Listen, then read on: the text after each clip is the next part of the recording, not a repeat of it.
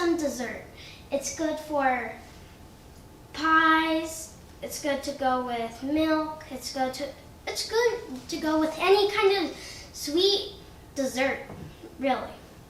So first, we're going to use the knife to make sure it's nice and flat and layered. We're going to start off with some cornstarch, 1 tablespoon, 2 tablespoons, and then you just go flat over.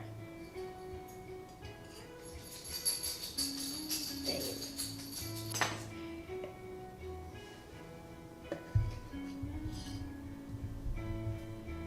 Next is some cocoa. Cocoa is the thing that makes chocolate chocolatey. It's from a cocoa tree in the rainforest usually. But I use the knife to make sure it's a perfect layer. And this one is also 2. Cocoa is rich. If you don't add milk, it's really chocolatey. So we're going to start off by taking a pinch of salt into the pot. Then you're going to want to get a 1/4 cup of sugar. I've already done most of this stuff just so it doesn't take much longer and I don't have to show you how to use stuff, but that's the sugar. Next we're going to put in some milk. The milk is 1 1/3 of a cup.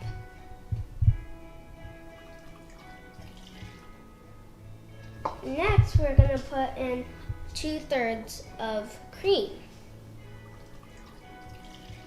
Some heavy cream, to be exact.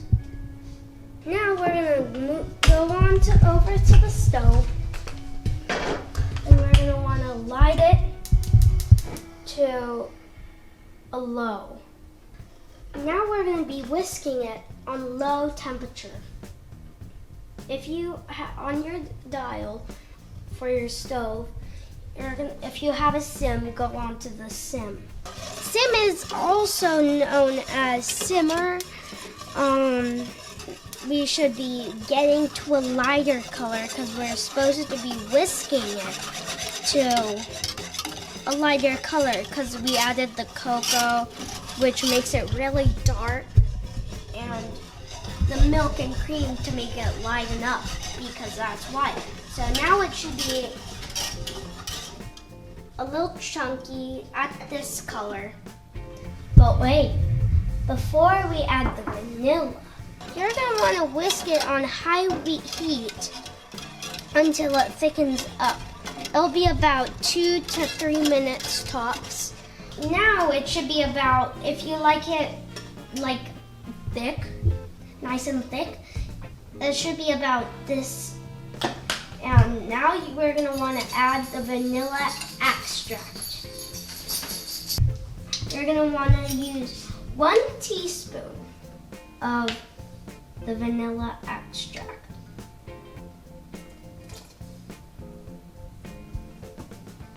Then you're going to want to stir it for a little bit, for like a minute top. We want to boil it because we don't want it to taste like cornstarch, do we? I wouldn't think so. We're going to add a little bit more chocolate by adding some chocolate chips. The chocolate chips will melt. Don't worry, it won't be chunky. Look how thick it's gotten. Remember how it was liquidy? Now it's not as liquidy. And it stops steaming. You're going to want to taste it before you let anyone else. If it's too hot, you can blow on it. Do whatever you can to cool it down. If you're really anxious to cool it down, I would suggest putting an ice cube in there. But ice cube will be good. You wouldn't want to add water to it. Yeah.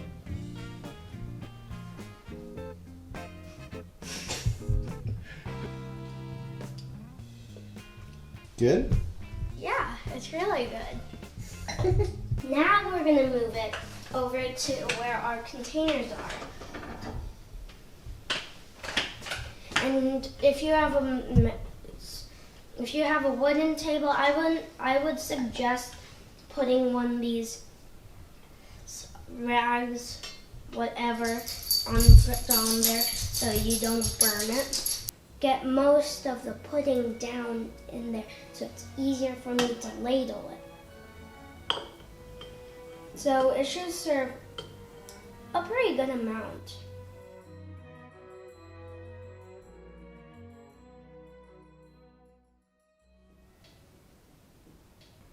Now we're gonna get all the stuff from down in the sides down into the bottom so we can ladle it down there. Or you could use this again.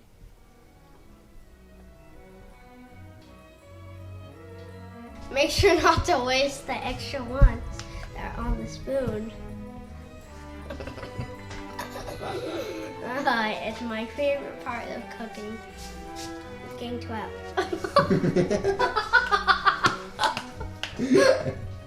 Now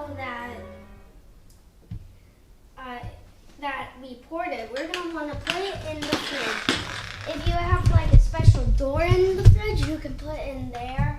I have a special door right here, which you can light it up and see when it's ready, because it shouldn't be warm anymore. Dad's making Korean barbecue. We're gonna make a hanger steak with marinated in soy with Asian pear, kind of Korean style.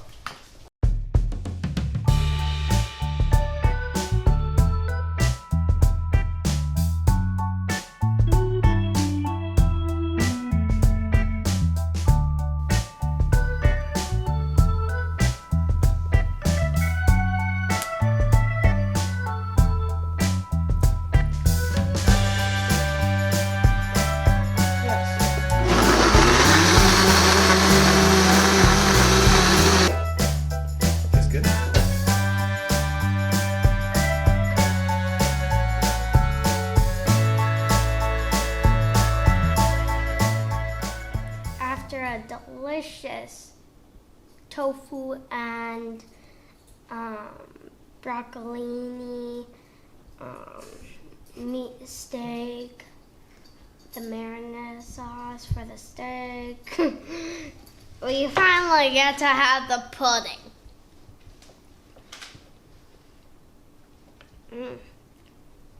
The best.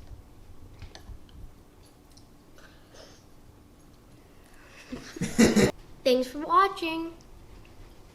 This is Dylan's Cooking Show signing off.